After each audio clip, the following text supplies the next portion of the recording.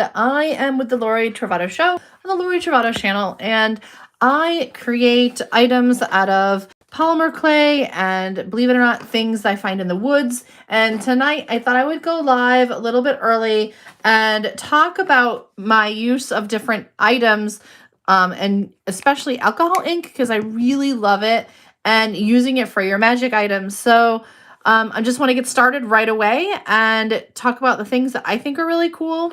And the first thing I'm going to speak about is how I get this effect right here, which is this sort of shimmery effect. Now, I want to give a little bit of background. I love plants. Oops, sorry, I hit the camera there. I absolutely love flowers and plants. If you don't know and you haven't heard me talk live before, I actually teach plant science and flower art. And I happen to love Dungeons and Dragons.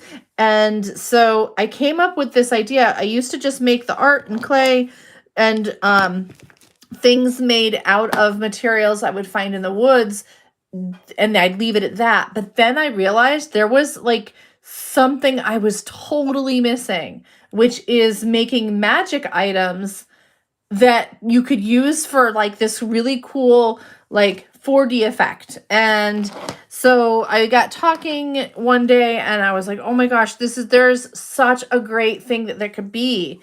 So what I'm going to show you right now is utilizing the clay. And so you could come up with your own items and get inspired by things that maybe already exist out there, or maybe just inspired by your own imagination for items, and how I get these really cool iridescent effects. And that's what I'm going to show you this evening is how to do this. I will do some like events where I have timed, like where I set the time and I say, hey, join me tomorrow night at so-and-so a time so you can tune in. But you can always watch this on the replay. So if you're watching this on the replay, or you tuned into the quick short and then you came back and watched this whole thing later, thank you for tuning in.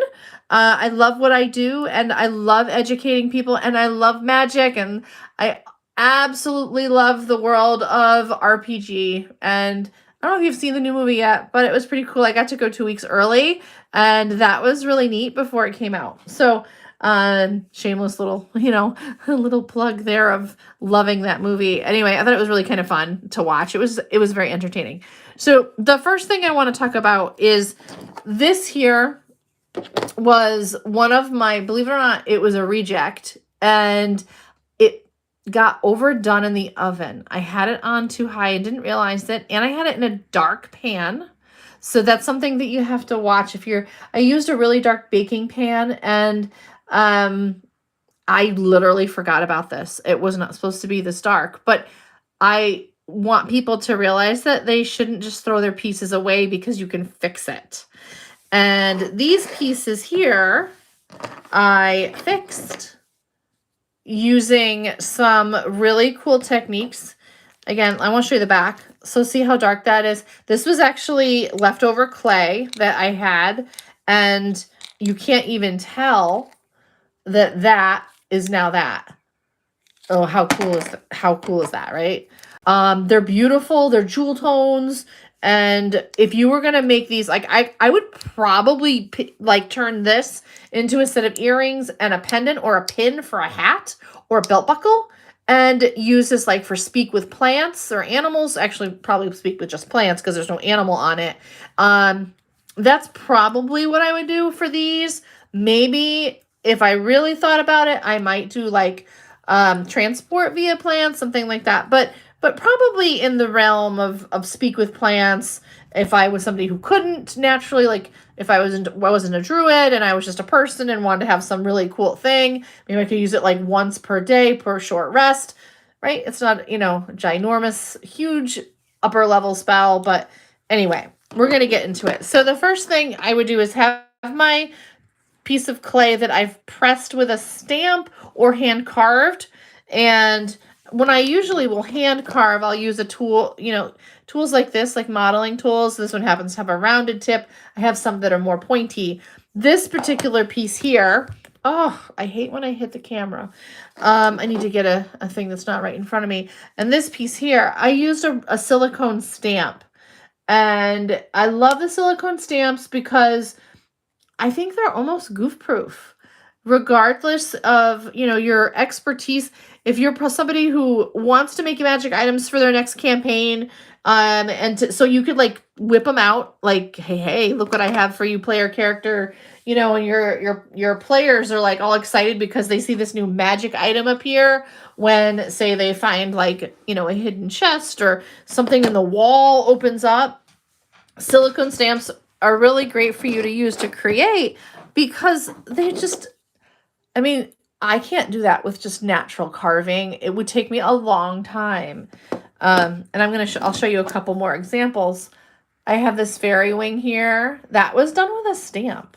I pressed it into the clay. So I just want to kind of like give that little like cool shout out there. So with that, I'm going to zoom in a little bit and I'm going to show you how I get this effect. Okay. So I've got my little piece. It was a little bit burnt.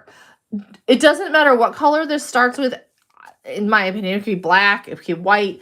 Yes, the colors are going to be a little bit different, but the thing with the stamping is it has these really cool nooks and crannies already there. So you have a few options. Now, what sometimes I'll do is I'll do a base color, and alcohol inks are really, really they're really concentrated. And so the thing is, it will really seep in, I think, pretty nicely. You can also layer them and let them dry and then dab on like with a dotting tool, like little accents. So let's get started because I'm sure people who are watching are like, okay, already, get on with it. So the first thing I'm going to use, this one's called Gumball. Like, who doesn't go wrong with a gumball? Now, wouldn't that be a cool spell? Like, you like literally cast gumball and like a million gumballs fall out of the sky. I just think that would be so cool. And when you drip on the alcohol ink, I say go really slow. A little goes a long way. If it is not baked, if it is not baked, it tends to really seep in like a sponge. So you might have to go over more than you think. But this one happens to be baked, so I don't see it soaking up like a sponge like I do see unbaked clay. So I tend to like to bake my clay first and then put the alcohol inks on and then seal them. Now, this is really great. Okay, I discovered this one day. I was in the store. Oh no, I just got it all over me. That was not intended. This is real, folks. This is no AI here. Even though I think AI is really neat and really cool. I didn't have the cap on good. The alcohol inks that have pearl written on them, they almost have this magic dance to them and they shimmer. And pearl blue with the bubble gum, I think, has this really neat effect. Can you see how it dances? So if you know anything about color theory, right, and you have like blue and red, you tend to get like these purpley tones. So I have found that when I use bubble gum and I use the bubble gum color, okay, and I use this blue pearl, it tends to have these dancing purple colors, and it's really kind of neat. Now, I'm going to talk about what I sometimes will do. Is so you see it pooling, and it's sort of disappearing a little bit, but not as much as I'd like. So I keep these paper towels next to me, and I'll just soak up some of the alcohol ink. I know it seems like I'm wasting a little bit, but it's part of my process sometimes because I never know how much is going to seep in. And see how pretty it's starting to turn out in shape. There's a little bit of blue over here. And then there's like this like purpley color. The bubble gum really doesn't stay looking like this hot color. And again, imagine you're like playing with your DMing and they find this I don't know, maybe this little old lady that's like in this little hovel and it's covered in moss and there's these little like living lichens sort of like, oh, remember the movie? I don't know if you've seen it, but if you haven't seen it, you got to see it. It's like a cult classic and it's got David Bowie, Labyrinth. And there's this little tiny worm dude and he wants you to come in for tea. If you don't know what I'm talking about, go watch the movie or Google worm scene Labyrinth with David Bowie. Anyway, and there's like these like eyeball mossy things, these little creatures. So you have this little old lady and she's living in one of these little houses and she talks to you and maybe you do something for her and she gives you this and then you've got this magic pendant and then you as a dungeon master, right, or a game master, depending on what you're playing, she hands you this and then your players have this really cool thing. So another thing I really love to use are golds. I love to use the metals. I sometimes will use a couple different color metals. So I have a bright gold here. It's like this. And then I have this alcohol pearl. It's called Smolder. And you hear that ball inside? It's kind of neat because you just sort of like, it shakes up all the inks. And the pearls are the only thing that I found have it, except for the mixative. They have it too. Mixative is this white. There's other mixatives too, but I have a white snow cap that I use on different things, and I'll show that maybe in another video. So this is Smolder, and it's not quite silver. It's almost like smoke, if it'll come out. Oh, sometimes I do that where I don't put the cover on right away, and I'm jibber-jabbering away. If anybody who knows me in real life, like this is like, like the movies. If anybody knows me in real life, I don't stop talking. So this type of world is really good for me, like doing podcasts. So if you're listening to this for some reason in the car, I'm literally taking a copper wire and sticking it down the neck of this to get it to release into the alcohol ink. Okay, so yeah, please don't watch my videos while you're driving. You can listen to them all you want.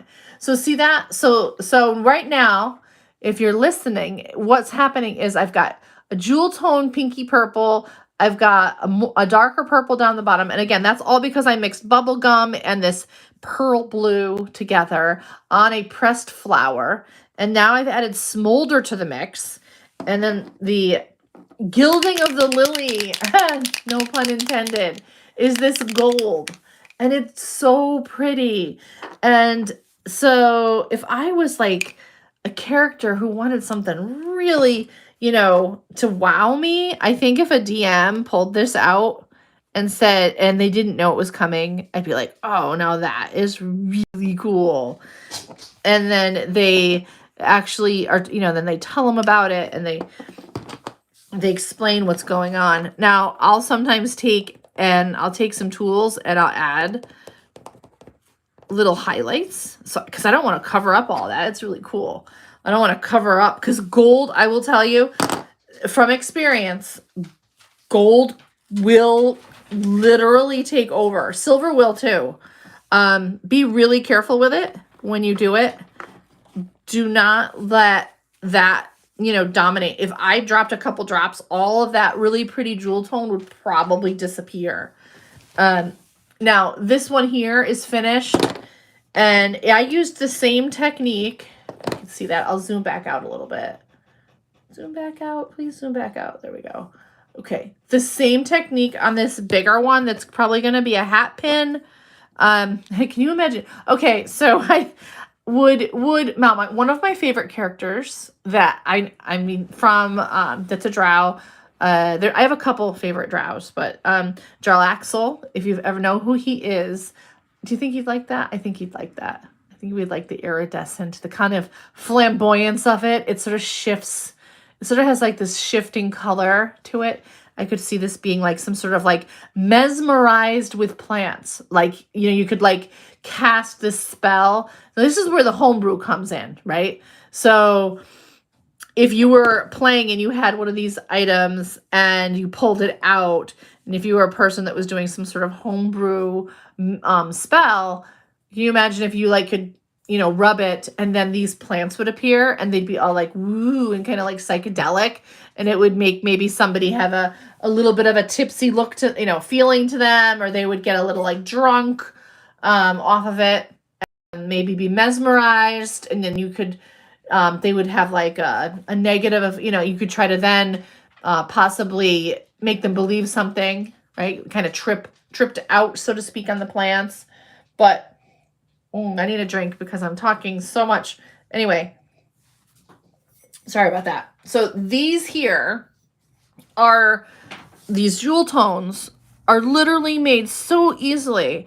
And like I said, this one was overbaked and totally wouldn't have been usable. This one was overbaked originally and totally unusable because I forgot about it. Too high of an oven, and I had it in a dark pan. So you always have to watch.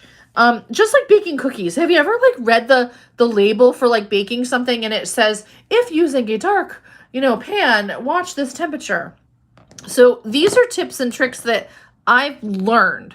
And you want, at least I want anyway, when I'm making a piece, I don't always want this to be hard as a rock, right? But, you want it to be able to be flexible. Little fairy wing I made. She's got little flowers on her. But, when you have something, you don't want to waste any of this. It's expensive, and turn something like, remember Bob Ross, the guy with the big afro? I don't know if you're familiar with that. I'm a little bit older than some of you. I started playing Dungeons and Dragons when I was 15, and I am 49. So, yeah, do that math. But, like, when you have, like, something like this, right, you don't want to have it not bake the right way. So please read your directions. Like, my clay that I'm using, I usually use a Primo just because I like the rigidity of it. It's a little bit harder to work with, but I find that I can do some of the weird stuff I do, like Makume Gain. Like this is a fairy wing that I turned into a hair clip.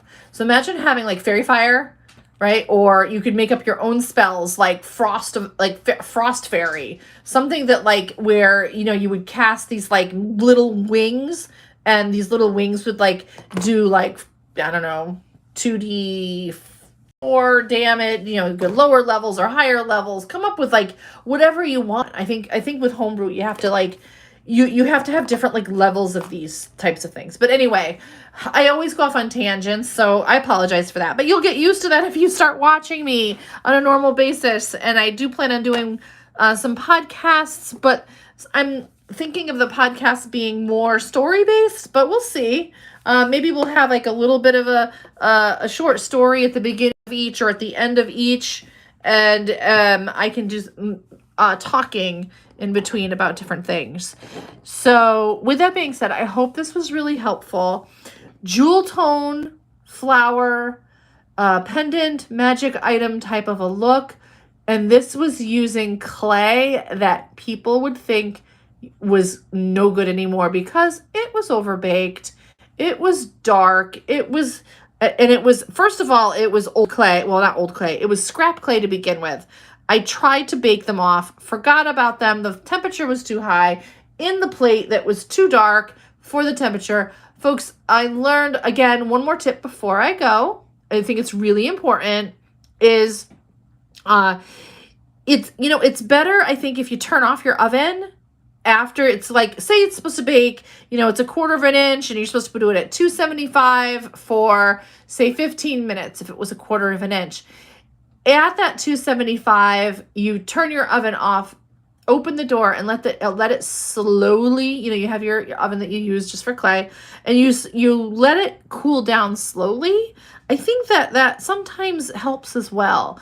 But you can always slightly underbake your clay and then come back, and you can rebake clay. So I'd rather have an underbake than an overbake. But this is my fix, and it is really pretty. Anyway, thanks for blah, blah, blah. Now I'm all tongue-tied. Thanks for tuning in. I can't wait to bring you more. I'm so glad that people like my stuff because I'm growing, and since, December, I think last month I had like 67 new subscribers. How cool is that? And that's because I guess whatever I'm doing, I'm appealing to people who want to make creative things. Anyway, have a great night. Bye-bye.